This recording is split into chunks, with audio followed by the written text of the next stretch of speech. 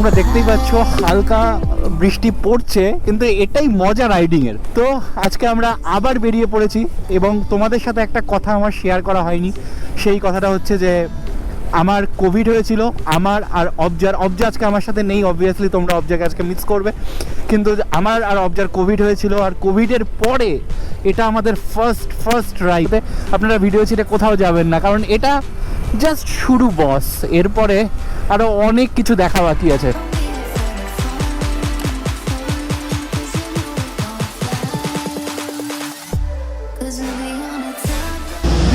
বৃষ্টিতে ভিজে ঠান্ডাটা লাগে তাহলে মুশকিল। আর সৌরভ খুব চিন্তা করছে ঠান্ডা লাগার, কিন্তু আমি চিন্তা করছি যে মানে আজকে আমরা যেখানে যাচ্ছি সেখানে জলে আবার এরকম হবে না তো যে রাস্তা পুরো ব্লক। না, সেটা হতে পারে না। হ্যাঁ, এক জায়গায় কিন্তু ওয়াটার ক্রসিং আছে, যাই বলি। ওয়াটার ক্রসিং মানে লাদাখ নয়, কিন্তু ওয়াটার ক্রসিং। তো এখন আমরা খাচ্ছি চা, আমরা পালাকাটায় আছি, এটা একটা চাই বিলো। তো আপনারা মনে হয় এখন চা অবশ্য খাচ্ছেন না, যদি চা খেতে থাকেন আমাদের সাথে জয়েন করতে পারেন। কিন্তু এখন মনে হচ্ছে ফালাকাটা আমাদের প্রথম স্টপ ছিল, এরপর নেক্সট স্টপ কোথায় হবে? বিন্নাগুড়িতে চা বাগান আছে, বিন্নাগুড়ি চা বাগান দেখাবো। বিন্নাগুড়ির চা বাগানটা আপনাদের অবশ্যই দেখাবো।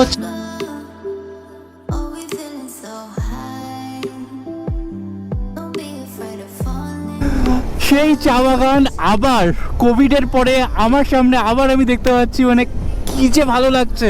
কোভিডের মতো সিচুয়েশন যখন তোমার সাথে হবে না, তুমি মেন্টালি এতটা ডিপ্রেস হয়ে যাবে যে এই সবগুলো না দেখলে তোমার মানে আর ভালোই লাগবে না। কিন্তু বস দারুণ দারুণ দারুণ।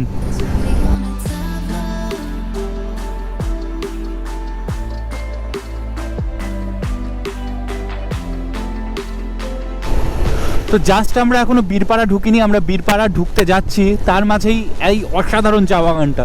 মানে বৃষ্টির সময় যখন এই ডুয়ার্সে তুমি আসবে না, তুমি একদম আলাদাই একটা সৌন্দর্য দেখতে পারবে। বৃষ্টিতে বস তুমি যদি মনসুন রাইড একবার করে নাও, জাস্ট প্রেমে পড়ে যাবে।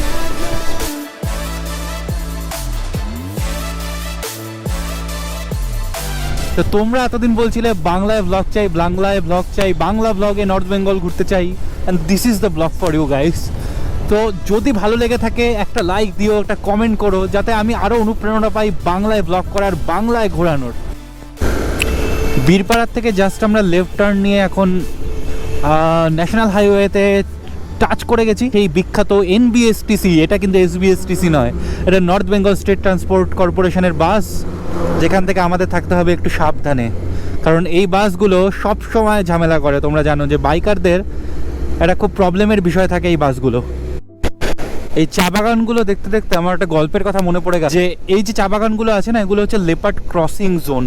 কারণ চা বাগানগুলো যদি আপনি খুব ভালো করে দেখেন, তাহলে আপনি দেখবেন যেখানে গাছ আছে, বড় বড় গাছ আছে, আর চা বাগান আছে, মাঝখানে কোনো ছোটোখাটো কোনো গাছপালা নেই। তো লেপার্ডদের এটা খুব সুবিধা হয়, ওরা কোনো একটা গাছের উপর চড়ে বসে এবং চারদিকটা নজর রাখতে ওদের সুবিধা হয়। লেপার্ড যেহেতু ওরা নিজেদের এরিয়াটা খুব ভালো করে পাহারা দেয়, ওরা এই পুরো এরিয়াটা দেখতে পারে।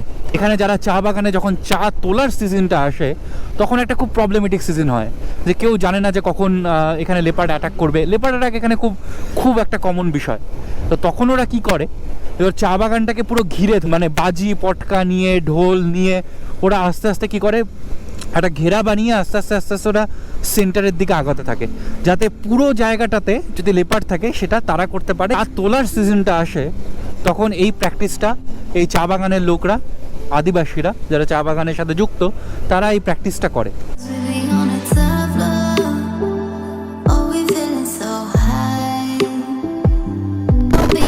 এত সুন্দর ওয়েদার, এরকম মাখনের মতো রাস্তা, সামনে মেঘ, মানে বাড়ির সামনে এত সুন্দর রাইডিং হেভেন। মানে বলুন সত্যি, আপনাদের কিন্তু আমার উপর মানে সত্যি একটু হিংসা হয়, সত্যি কথা বলুন তো। এই যে এটা হচ্ছে এলিফ্যান্ট ক্রসিং জোন, এখানে হাতি আসে ভাই। আর এটা সেই বিখ্যাত ডায়ানা ব্রিজ। হ্যাঁ চল, উপর দিয়ে মার, উপর দিয়ে যাবো, চল।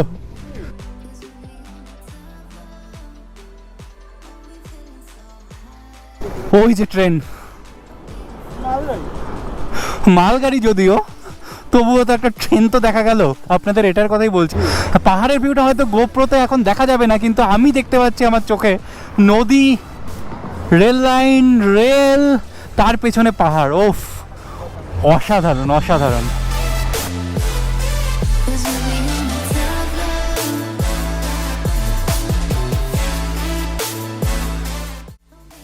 ও, আমরা একটা খাওয়ার জায়গা পেয়ে গেছি আশা করি।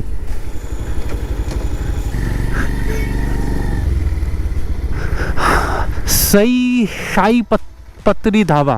আচ্ছা চলো, ম্যাগি চলে এসছে, পটাপটাটাকে সাবার করি, করে আবার বেরিয়ে পড়ি নেক্সট ডেস্টিনেশনের জন্য। এরপরে তো ডাইরেক্ট আমরা রকি আইল্যান্ডেই থামবো, এরপর রকি আইল্যান্ডেই থামবো। রাস্তায় দেখা হচ্ছে তোমাদের সাথে, চলো বাই। তো আমরা এখন বেরোচ্ছি ধাবার থেকে। খুব ভালো খেলাম এখানে, আমরা ম্যাগি খেলাম, চা খেলাম, আর আমরা বিল দিলাম 300 টাকা। খুবই একটা নমিনাল বিল। খাবার ভীষণ টেস্টি ছিল।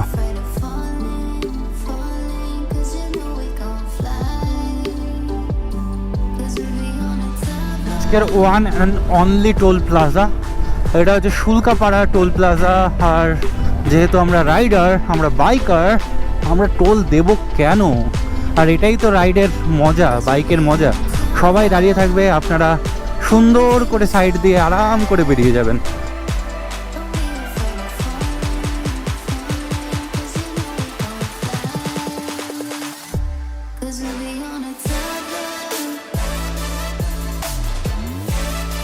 আর সামনে থেকে লেফট টার্ন নিলে আপনারা চলে যাবেন গরুমারা ন্যাশনাল ফরেস্ট।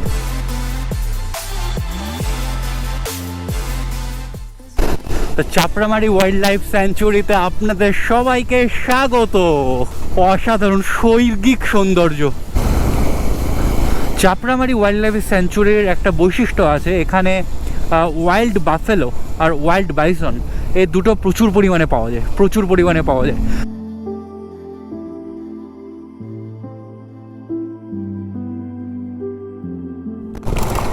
এখানে একটা ক্রসিং আছে, ক্রসিংয়ে মনে হচ্ছে ফেসে গেলাম। লোকে ঘুরতে বেরিয়েছে, ভালো লাগছে দেখে।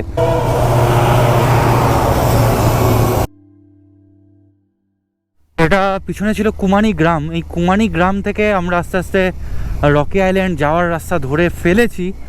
দারুণ জিনিস দেখতে পাচ্ছি সামনে, পাহাড় গাইস, পাহাড় দেখা যাচ্ছে এখান থেকে, একদম পুরো মেঘে ঢাকা পাহাড়। ওফ, এটাকে বলে নস্টালজিয়া, এটাকে বলে রোমান্টিসিজম। মানে আমার যত ডিপ্রেশন ছিল মনে, সব আজকে একদম শেষ হয়ে গেছে।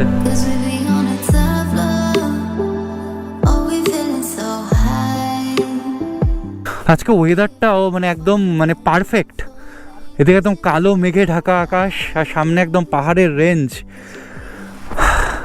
ওখানেই কোথাও রকি আইল্যান্ড, আমরা ওদিকটাতেই যাচ্ছি। ও, একটু ডেঞ্জারাস রাস্তা এখানে, এইটুকু না হলে আর অ্যাডভেঞ্চার কিসের।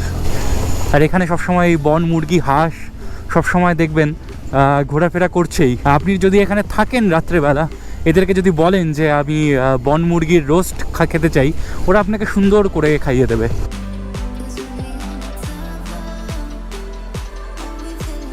আপনাদের মুন্নার ঘোরার দরকার নেই বস, আপনারা যদি এখানে চলে আসেন একদম মুন্নারের মতোই ভাইব পাবেন। ও,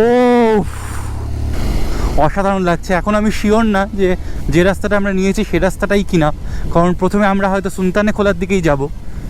দেখা যাক, চলতে থাকি, পথ আমাদের কোথায় নিয়ে যায়।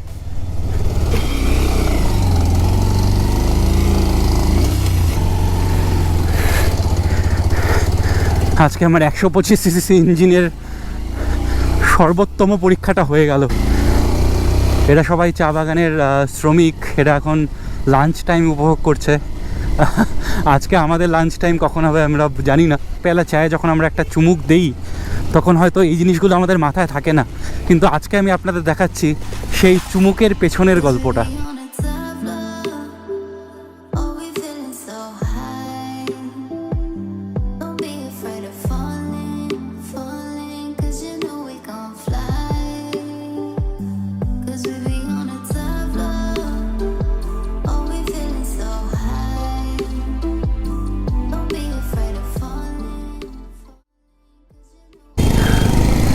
এখনও অবধি আমাদের 3 জন ছাড়া বাদ বাকি যাদেরই দেখছি তারাই লোকাল। এখনও কোনো ট্যুরিস্ট আমরা এখন দেখিনি, কারণ অবভিয়াসলি এগুলো একটু offbeat destinations. Road is really really pathetic at the same time. It is really, really enjoyable.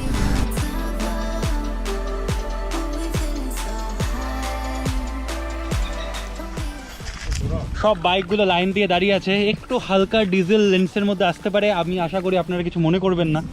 এখানে খুব সুন্দরভাবে দেখা যাচ্ছে পাহাড়টা। এখন আমরা রকি আইল্যান্ডে পৌঁছাইনি, হালকা হালকা ডিজেল পড়েই যাচ্ছে, কিন্তু অসাধারণ সুন্দর। কি কেমন হালকা হালকা বৃষ্টি হচ্ছে, আর তার মধ্যে থেকে আমরা বাইক আর স্কুটি চালিয়ে যাচ্ছি। এই দেখুন, এখানে এরকম ছোট ছোট ঘর বানানো থাকে। এখানে অ্যাকচুয়ালি কি হয়, শীতকালে যখন আপনি আসবেন তখন এখানেই আপনি চা, পান, মোমো এগুলো খাওয়ার ওরা ব্যবস্থা করে, কিন্তু বর্ষাকালটায় ঠিক ওই সমস্ত আয়োজন করাটা পসিবল হয় না ওদের পক্ষেও।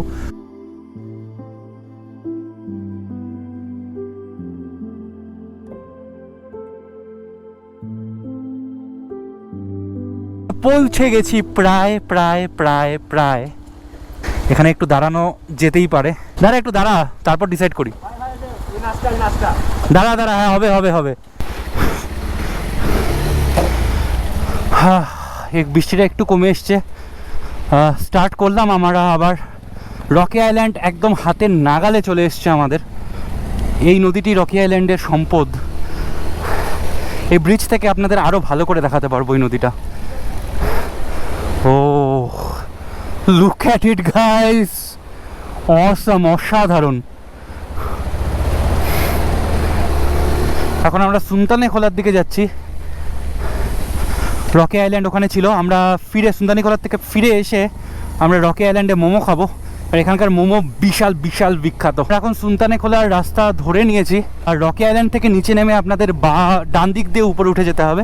এটা একদম খুবই একদম বনের মধ্য দিয়ে সুলতানি খোলায় যাওয়া। আর সুলতানি খোলায় গিয়ে একটা রিসর্ট আছে ওখানে, খুব সুন্দর একটা খুব সুন্দর ব্রিজ আছে, ঝুলন্ত ব্রিজ। কিন্তু সুলতানি খোলা লোকে যে জন্য পছন্দ করে এই বনের ভিতর দিয়ে পাহাড়ি রাস্তায় ছুটে চলার জন্য। আমাদের টাইমের দিকেও একটু খেয়াল রাখতে হবে। 15 মিনিট 20 মিনিটের মধ্যে রিটার্ন করে গিয়ে মোমো খাওয়ার এবং খেয়ে আমাদের বাড়ির জন্য রওনা দেবার।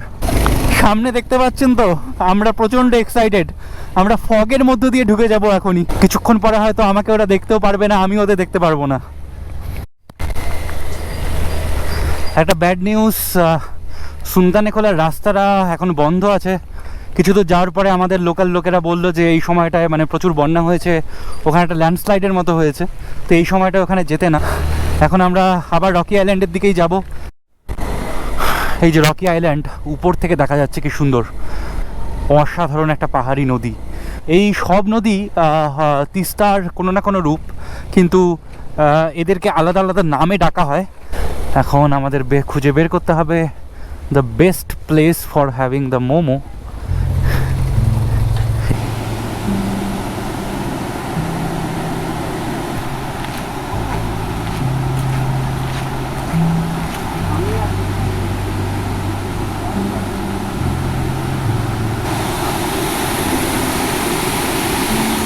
আমরা এখন এসে গেছি খেতে। আমরা খাবো মোমো। কি মোমো অর্ডার দেওয়া হয়েছে? 3 প্লেট ভেজ মোমো আর 3টা কফি। হ্যাঁ, চিকেন মোমো বা পর্ক মোমো এখানে আমরা পাইনি। এই ছেলের খুব ইচ্ছে ছিল, হ্যাঁ, কিন্তু কিছু পাওয়া গেল না। সেটা আমাদের দোষ নয়, কপালের দোষ এইবারটা। কিন্তু বৃষ্টির দিনে মোমো যেই মোমোই হোক, হ্যাঁ, পারফেক্ট। ফাটাফাটি ফাটাফাটি momo with coffee is best. Just নদীটা অপূর্ব লাগছে দেখতে। আর দেখুন পিছনে পাহাড়ের ভিউটার সাথে মেঘ, বৃষ্টি। স্যারের ব্লগিং চলছে, নতুন স্টার্ট করছে স্যারকে। তো স্যার যখন ব্লগ ছাড়বে আমি একটা লিঙ্ক শেয়ার করব, আমার যারা বন্ধুরা আছো গিয়ে সাবস্ক্রাইব করবে। রৌনকের চ্যানেলের নাম রৌনক এখনো ফিক্স করে উঠতে পারেনি, যখন করবে তখন অবশ্যই আমি আপনাদের জানাবো। খাওয়া হলো নিমেষের মধ্যে শেষ। Two good. নিমেষ মানে 1 মিনিট কেমন টেস্ট তো একদম হেভেন। এখন মনে হচ্ছে যে আরো মানে 3 প্লেট লাগবে মনে হচ্ছে। মোমো যদি এখানে টেস্ট খারাপও থাকে না, এই ওয়েদারের জন্য মোমোর টেস্ট আলাদাই হয়। এটা আর বিশেষ করে এই চাটনিটা, চাটনি এইটার জন্য মানে জাস্ট আলাদা লেভেলে লাগে। এই চাটনিটা এখানে ছাড়া অন্য কোথাও পাওয়া যাবে না, বানাতেই হবে না কেউ। যেতে তো সবসময় ইচ্ছে করে না, আমাদের সবসময় মনে হচ্ছিল আজকে এখানেই থেকে যাই, রাত্রে ক্যাম্প ফায়ার এখানেই করি, কিন্তু যেতে হবে, যেতে হয়, এটাই নিয়ম। তো আমাদের তাড়াতাড়ি এখন যেতে হবে, কারণ আমাদের যে চাপড়ামারি ওয়াইল্ড লাইফ স্যাংচুরিটা আছে ওটা আমাদের যত তাড়াতাড়ি সম্ভব আমাদেরকে ওটাকে ক্রস করতে হবে। আর আমরা এখন রওনা দেবো, তো চলো।